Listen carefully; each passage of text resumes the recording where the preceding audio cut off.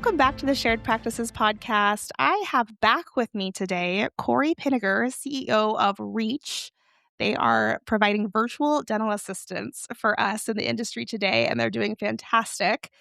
We had Cory on not too long ago and kind of got a high level overview of what Reach does and how it could be beneficial in a dental practice. I'm going to bring him on now, kind of do a quick recap of what we can expect from Reach, and then we're going to get a little bit more down to the nitty gritty and the details today of implementation, because I think a lot of us have questions about how would it actually work integrating virtual support in my practice, and why should I care about that? So, welcome back, Cory. Caitlin, appreciate you having me on and good to see you again.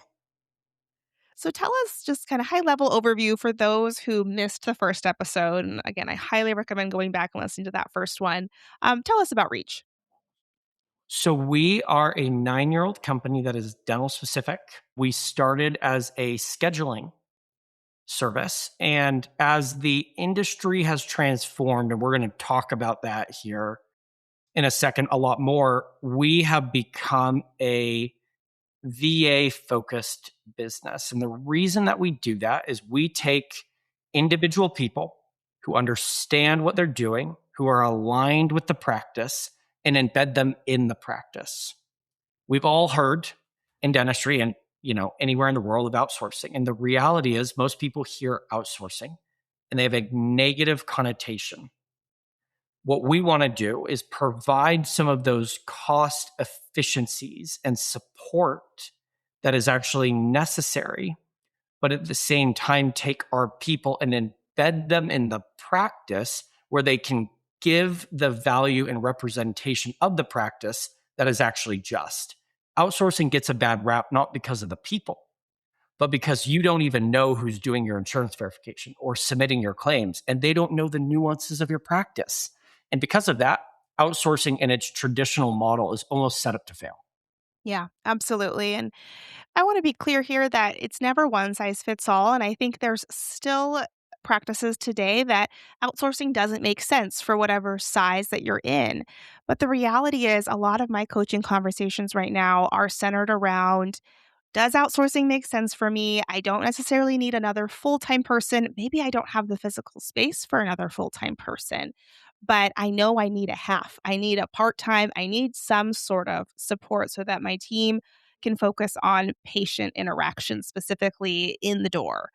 And I think the flip side too is we're having conversations with our CPAs. We just had Morgan Hammond on too with EAG Dental Advisors, and CPAs are looking at staff costs and trying to help you kind of project how you can have a better revenue quarter for yourself. And a lot of that is going to come down to output versus input. And so that's where virtual support can really help, right?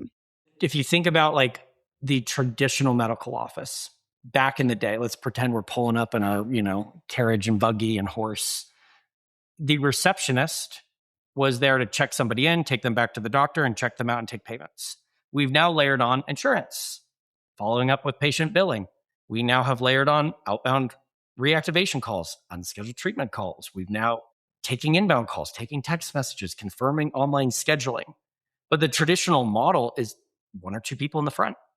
And so during those busy times of the day, there's just not even the physical capacity, the possible capacity to handle the demand that is asked of those one or two individuals.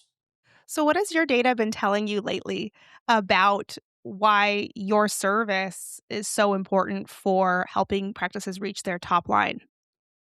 Really, really good question. We discussed this a little before we went online. I wouldn't even say that it is all about us or saying that reach or virtual assistance is the only possible solution. But to go a little back, we were able to go to some of our longstanding practices that have had businesses for 30 plus years in the same location. And even if they've changed doctors, and we were able to look through looking at their books, how year over year over year, their reimbursement rates per patient changed.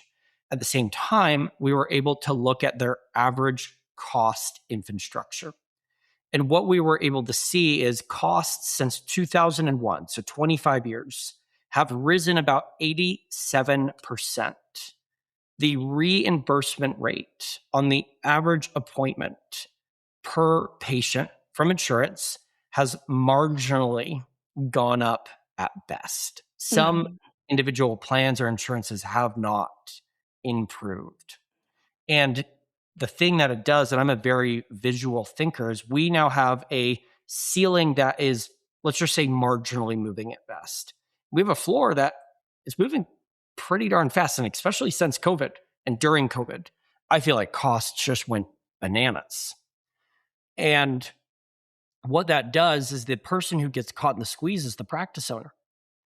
And the costs are going up, their revenue staying the same. So they've got to produce more or see more patients, but they've still got to pay their staff. You still got to pay Shine. You still got to pay Patterson. You still got to pay all of your other vendors.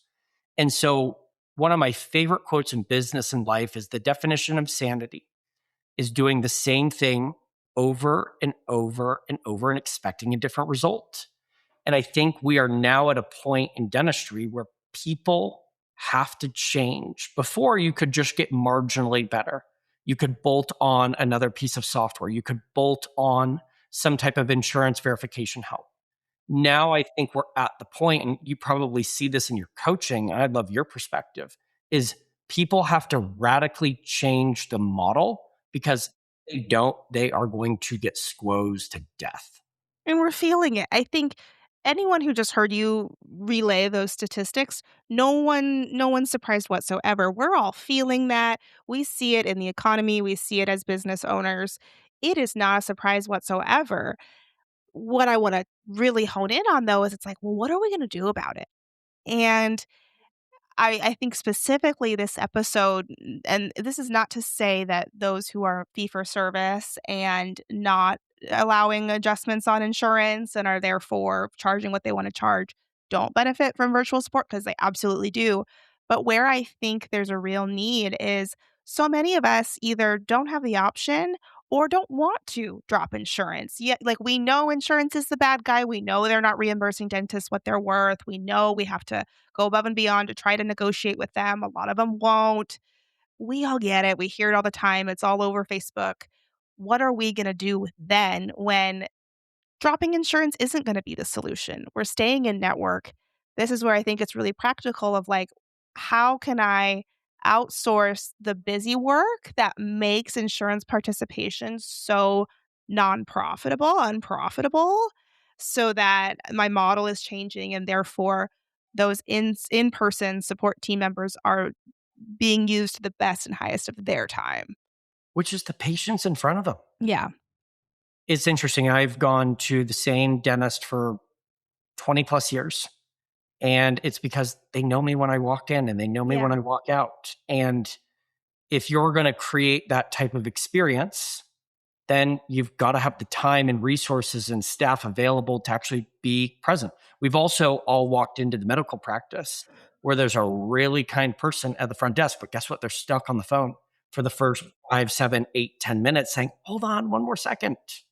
Yep. So we're really trying to make that so these repetitive workload, the repetitive tasks, those are removed so that and that can be outsourced well if the implementation is there. So let's kind of get down to the bones of how this works. You know, if anyone was listening last time or now this time going, all right, we're ready to change the model. What do you see as the most common thing you guys are initially brought on for? Or do you have a recommendation of where to start? I'm going to give two completely separate answers. Okay. When I recommend, because we get commonly asked, well, where should I start? I have no formal recommendation. I can tell you the most popular choice, but at the end of the day, you need to decide where your choke point is. Is your front desk receptionist stuck only doing insurance verifications? Well, guess what? You got a problem. Or if you have hired 4 of the same positions over the last 16 months and they've all churned, well, you should probably get a little bit more stability. Or if you're missing 50% of all your phone calls or 30% of all of your phone calls, well, then that's where you should start as well. So, where you feel the pain, where your patients, your staff, or the practice feel the pain is the actual answer on where to start. The reason that is because then if that team member can come in and solve the pain, there's value added and it justifies the additional cost or headcount. If you Absolutely. a nice to have, when times get rough, what do you cut? The night, when the economy goes down, what does every person in America do? They cut their private school and they cut their country club. And so that's why you always want to make sure you're solving, no one's cutting their healthcare, even Right. though Right. and Right. so doing that is the most important. Now, if you were to look at the data, over 60% of our practices who hire for the first time are hiring front desk receptionists to primarily to help in two different areas.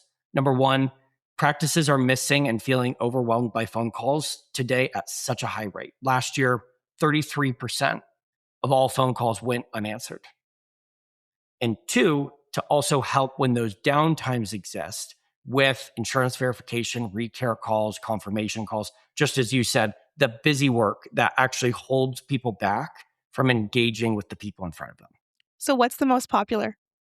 Front desk receptionists would be to help with phone calls. Phone calls. Okay, so phone calls is the most common place you guys start.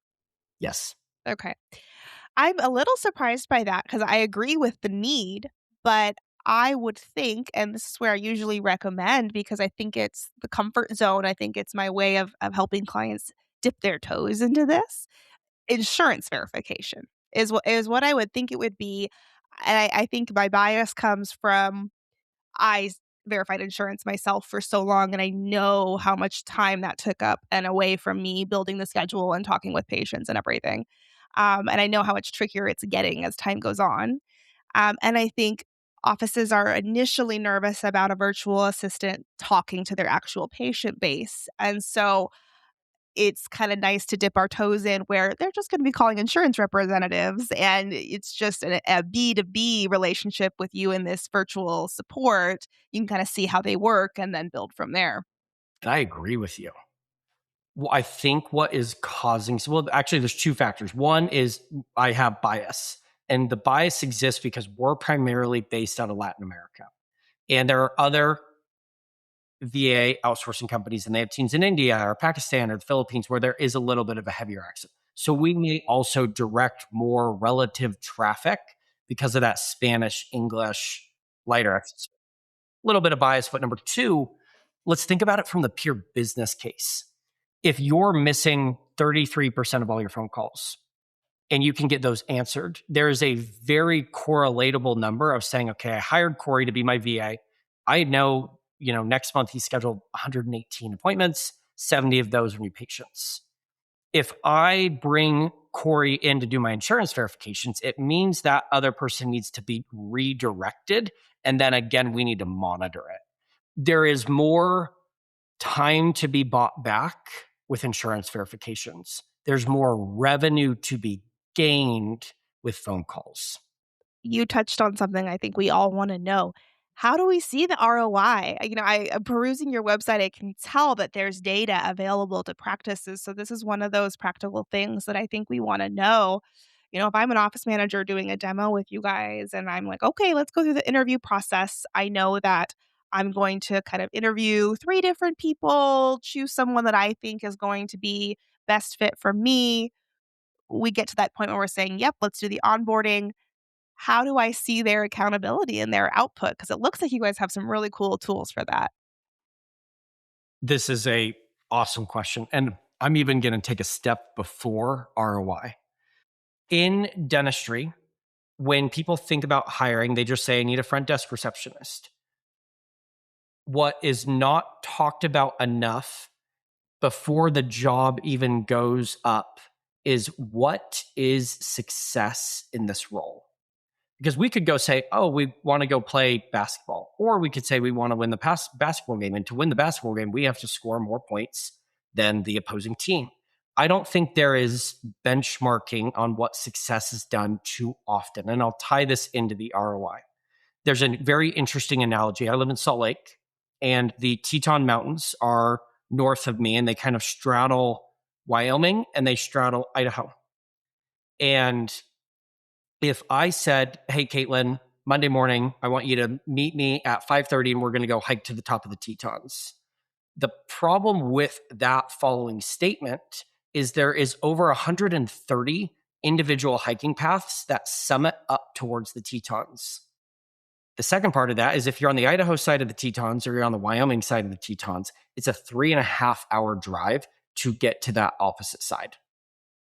And so what's so interesting about that is like I said, okay, I want to hike the Tetons, but then it wasn't, we're going to start at hiking path 133 and then we're going to meet here at this time. When we say we're going to go hire a front desk receptionist, we're not actually correlating a meeting time and a hiking path. And so people, though they don't say it, have expectations on what success looks like in their head.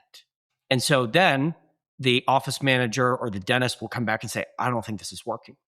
And it's like, well, have we ever sat down and said, what does success look like? And have we made that clear from the doctor, the office manager, the person who is their manager, and the team member? And when you then address what are you trying to solve? Are we trying to save money? Are we trying to buy back time? Or are we trying to drive more revenue? We can then clearly identify a metric around save time, saved money, or driven revenue. And then we can report back to the practice on not only how much has been saved from time or saved in terms of cost savings, but here was the goal. We wanted to save $2,000 a month, or we wanted to drive an extra 45 new patients a month. And then what we're able to do is say, hey, here's where they benchmark towards that. But success starts even before you create the job description. Because then when you hire someone and interview someone, you can say, hey, Caitlin, we're hiring a front desk receptionist. You're going to be doing this. And roughly, we would like you to schedule 50 new patients a month, 25 recare appointments a month. And then we can track and report around that. Instead of having a dashboard with a bunch of metrics on it, which everybody does in the world of software and companies today, we can actually give reporting around the pain and the goals that are trying to be achieved. I think there's a lot of lessons that go beyond virtual assistants that can be learned from this episode Dun, dun, because dun. guys, we're bigger than that. No, but it's so true that I think what this forces owners and office managers to do is to actually define what they want, what their ideal outputs are. So in my coaching, I'm going, what's their job description? We're going to have a 30, 60, 90-day review. We're going to review what was the expectations. I always say they can't meet expectations you haven't set for them. And so there needs to be an initial communication of what those expectations are and then follow up. And then if we're ever having a conversation of this isn't working out, I think we need to let them go. I'm going, okay, well, how did that transpire in your feedback conversations with them? Oh, I haven't ever sat them down and actually told them that I had an issue with this, right? So it's forcing, companies that provide what you provide, you guys have to poke them on this of what exactly do you need from us? What's your bottleneck? Because it's not someone going in office where, oh, well, they've got a great personality and they show up on time and the patients like them and they're kind of there's none of that. It's a specific relationship that is providing an output and a service. And so you have to really hold your customers to the fire of how can we serve you? How are we successful in building value in your practice? Otherwise, it doesn't work. I do the same thing with coaching intake. They fill out, a client will fill out a form and go, here's my 1 year vision, my 2 year, my 3 year. Here's what I want from coaching. Here's why I hired a coach. And then I base everything on that specific vision because it's going to look different for every single office. You've set the peak of the mountain. How can you go hike if you haven't defined the trail, the time, and the destination? And so it's so simple. But what I have seen, you asked a good question before we got on of, how do you really integrate a remote team member? Whether your biller moved from Salt Lake to Florida or whether you're hiring someone internationally, the reality is it's not that much different than a proper, and I emphasize and capitalize that term, integration of a normal team member. But because remote work doesn't have that water cooler talk or that in person communication or the ability to see what's happening, there's greater stress on it. There's less communication that naturally happens. And so these pieces of setting the target, creating a clear training plan, creating a clear, here's where you should be at 30 days in terms of new patient conversion, because you're also not going to be 1 week into your job and performing at the highest level. But it's no different than proper team member integration. There's just greater pressure because everybody else in dentistry starts a new hire, they pull in a chair, and you just show them exactly what they're doing. And the dentist can trust that, or the office manager can trust that because they can see it. But as soon as that visualization, the ability to see what's happening, where I can look over and see, here's what Connor or Kathy is doing, loses, you need to rely on those proper frameworks even more. If I'm an office manager listening and I'm saying, "Okay, I hired a virtual assistant and we have EagleSoft and we've decided they're primarily going to answer inbound calls, that's call rollover, but also we're gonna have them work on a few insurance verifications in the background." What do like, you've mentioned that, in the previous episode, and I'll kind of relay as I understand it, when those things are in place of here's what we're hiring you for, they will then be trained at the Reach Academy on how to schedule a patient in EagleSoft when they take that call, and how to rate a note in EagleSoft on when they take that call, and enter patient information and all of that too. What are you guys bringing to the training? And then what is the office bringing to the training that is a nuance to their office specific in order to make this successful? A really good question. We probably look at training a little different. And there is a theme, and I don't know if you've seen this in your coaching experience, that I think people get wrong. I have a couple thousand people who work for me.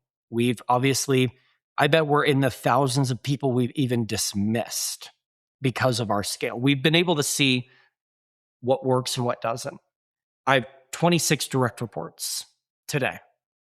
And one of the biggest things that I've seen, or hills that I would die on, is people in dentistry are overvaluing niche skills like EagleSoft experience or Blue Cross Blue Shield Anthem of Colorado knowledge over, are we aligned on how we communicate? Are we aligned on how we're going to treat our patients? Do you have those core skills that are impossible to change on how you communicate, how you act? And people go, oh my goodness, Caitlin knows Dentrix. Oh, she knows we got to hire her. Right. And they look past those pieces of alignment that are so important. And so I just think that is such a important component that practices need to get right. And that's why when we hire, we don't have like this is a very poor analogy, but like pick of the litter where you come in and there's, 20 available candidates we have that are available to all of our recent customers. We actually sit down and say, what soft skills matter? What communication styles work well for you? And with soft skills and communication and all of this, what core value, there's not right or wrong. It's more about what is the right fit for you or for me in my own practice. We hire and recruit around that. Once you have found and the practice chooses who their match is, we then sit down and say, okay, you have Dentrix, you're using Mango Voice or Weave or whatever it might be, and you're using Vine Trellis, and you're going to be doing recare calls and insurance verification. Our system called Reach University then custom builds a learning journey. I think Legos are a really cool analogy because I could have the same set of Legos and you could build a Star Wars battleship and I could build a soccer ball or I could go build a Barbie house. But Legos allow you to build what you want. And what we have done is created individual courses around unscheduled treatment calls, how to get a list out of EagleSoft, how to master new patient conversion. And based on what you tell us, what they're doing in the role and what technology you're using, we custom build that journey so that we're not just saying, oh, great, they're trained as a dental virtual assistant. Well, what if you have Open Dental and they got trained on Dentrix? Doesn't mean anything.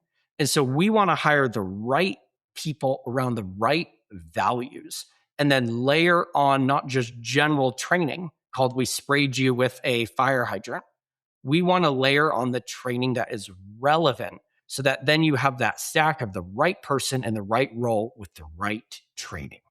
Once that's complete, there's a level of the office bringing to you more specifics of, so this is how you verify insurance in Dentrix, but there's a specific breakdown form that we use. There's this particular answer we need you to get for these new patients. Like that blends into, right, where we can add nuance and customization or, how about, okay, they're trained on a general script of how to answer a phone and how to move a patient to scheduling, but there's nuance that the office adds of, "We really like this specific verbiage."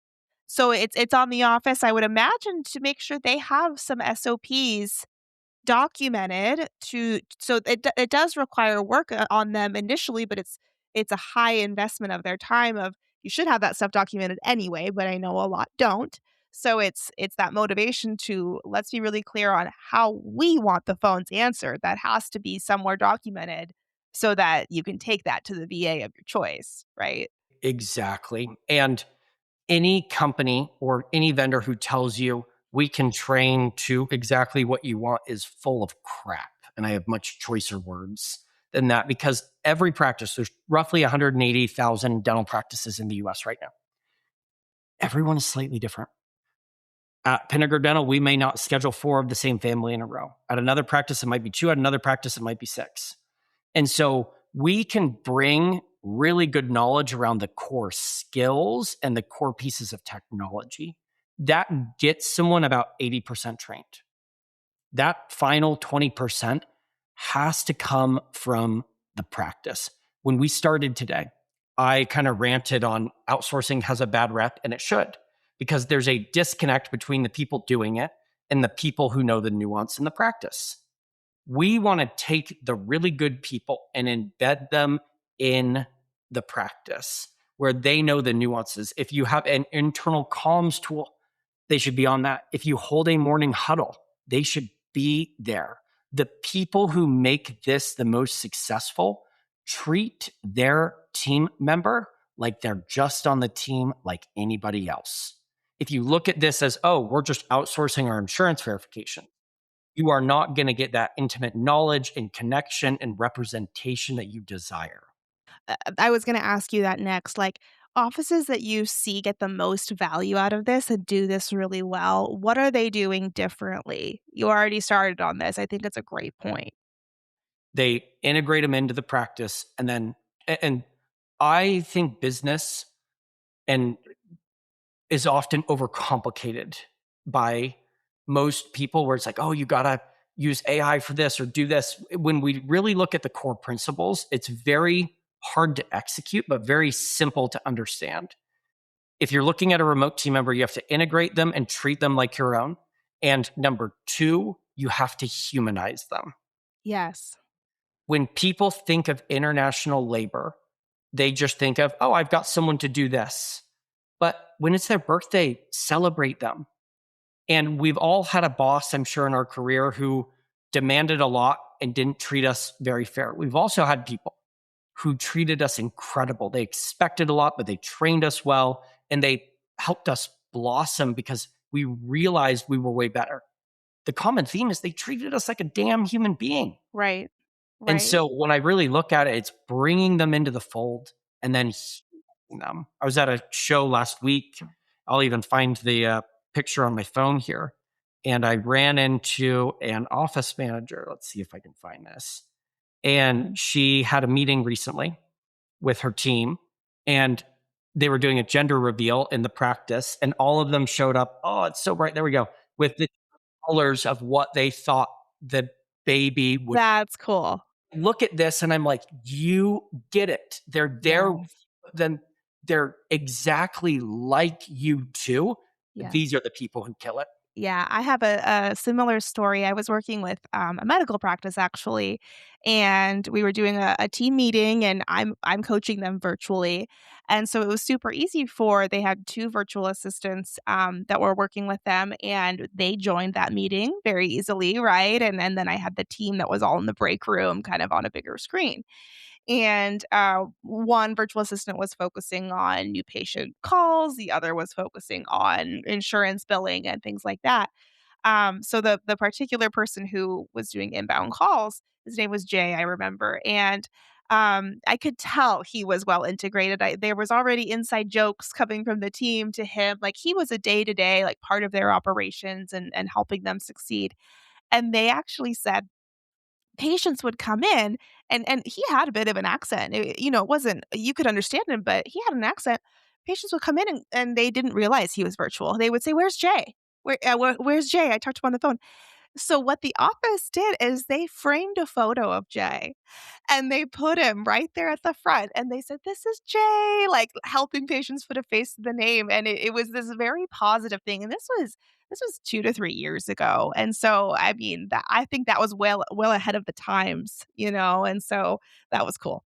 I'm trying to load a picture on my phone right now. You were like just hitting the nail on the head. So we did a show last week and we were just working the booth. I was there and we had two of our team members get flown in to the conference from Brazil and Argentina So by cool. their practices. So cool.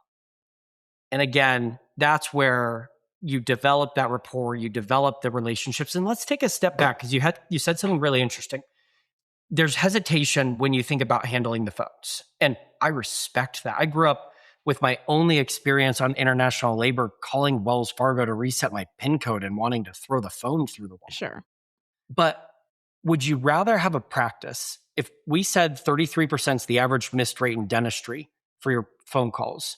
Would you rather have your phone picked up and someone friendly and engaging with a light accent behind that? Or would you rather have someone call 3 times in a row and not get picked? Mhm. Mhm. And there is perfect case scenarios in business, and those are great. It's harder to hire and retain and more expensive to hire and retain really good people than ever in the United States. And so Yeah. I this as a methodology of you can get really good people who give a damn and they stick Mhm. around long term. Yes, and I've I can speak to this and a bit limited, but I think it's going to continue to grow. So it sounds like these doctors were investing in these virtual team members so they could get continuing education and be exposed to new things in the industry and learn, right? So same thing, I have doctors that will invest their coaching time with me into their virtual team. And so sometimes that's one-on-ones with me because it's all about how are we answering the phone and doctor's going, "I don't know how I want you to answer the phone, but Caitlin, I want you to answer it like Caitlin does. So you're going to meet with her for an hour and she's going to tell you." Or they'll just be a part of the department meeting or the whole team meeting, right? And I've coached so many teams and so many different personalities and managed so many personalities, and I know how it goes. Sometimes you've got a really great culture of people who get that this is always just how can we grow, how can we be better, but sometimes you get defensiveness, and I get that too.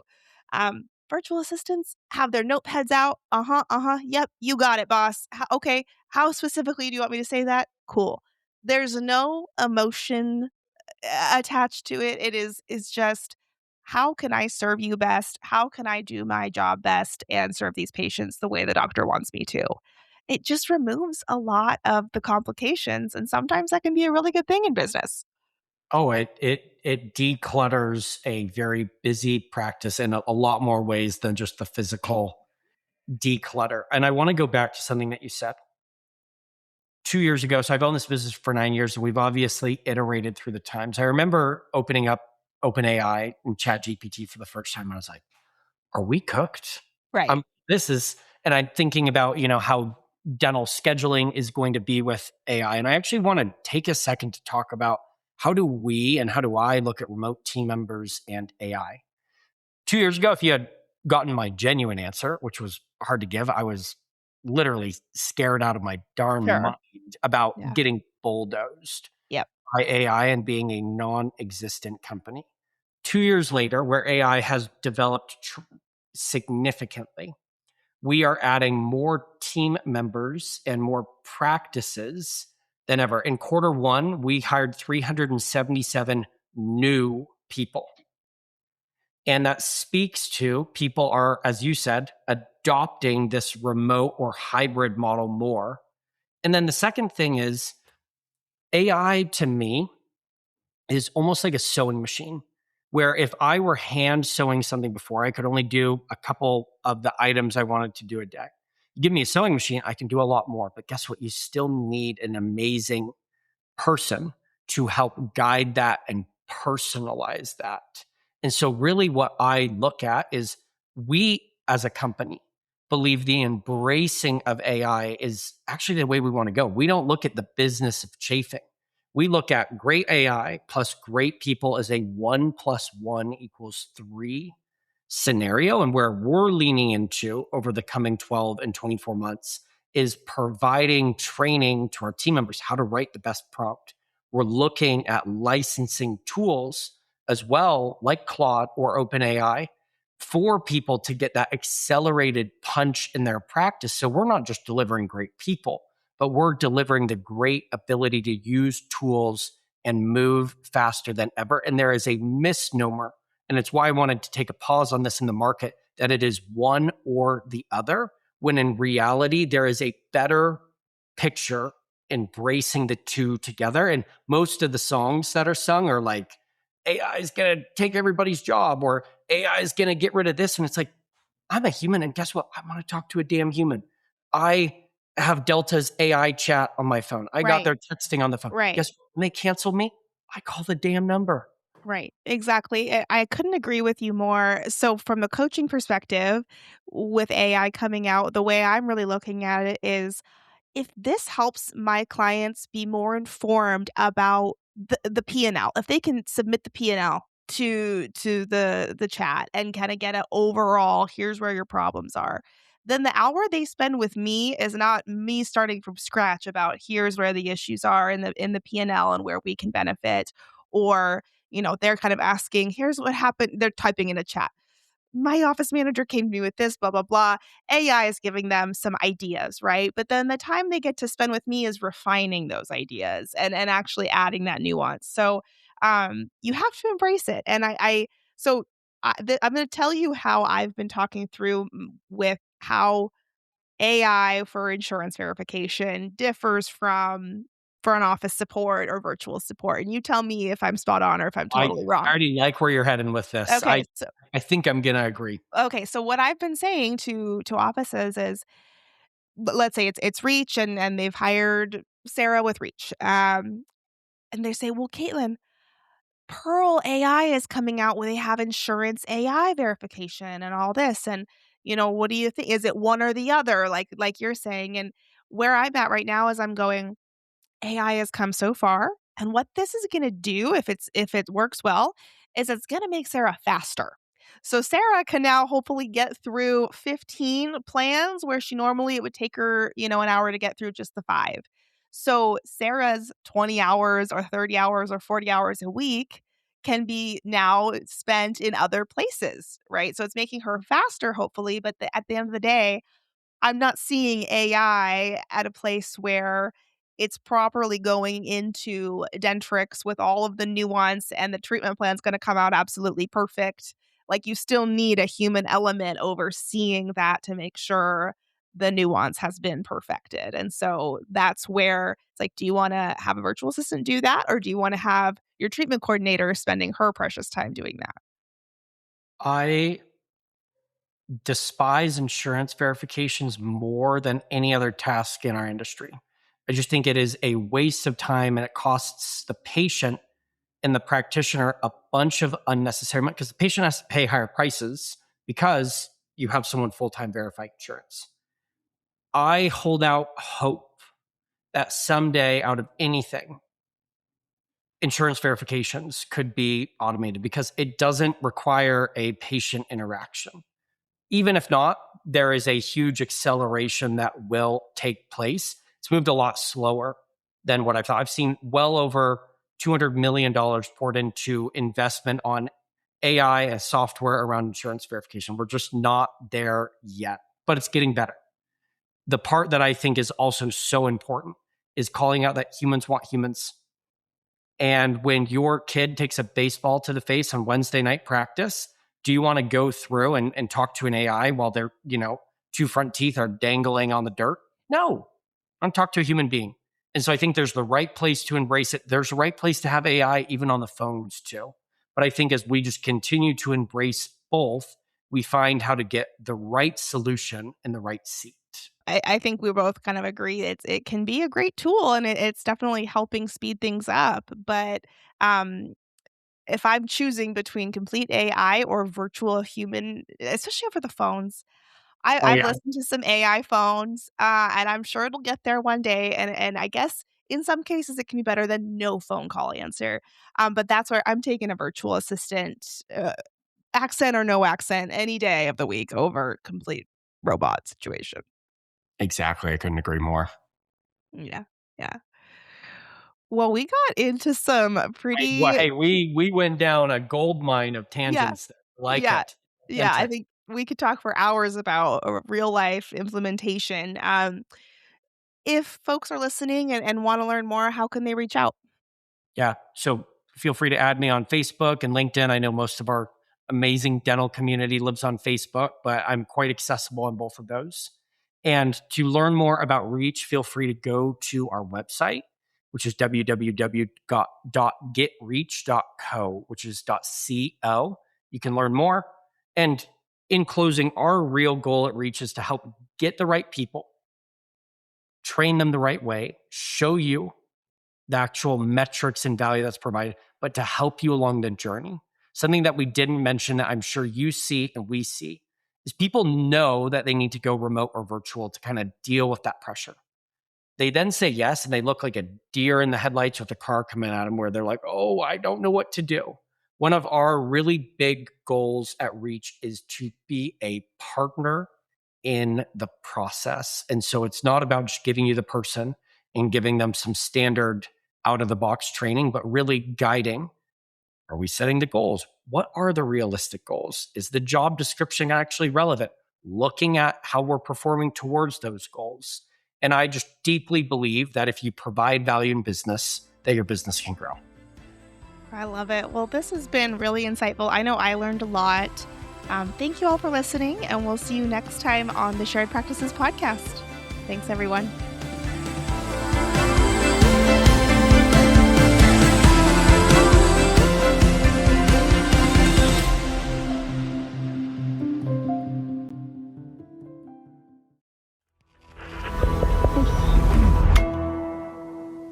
Resonate.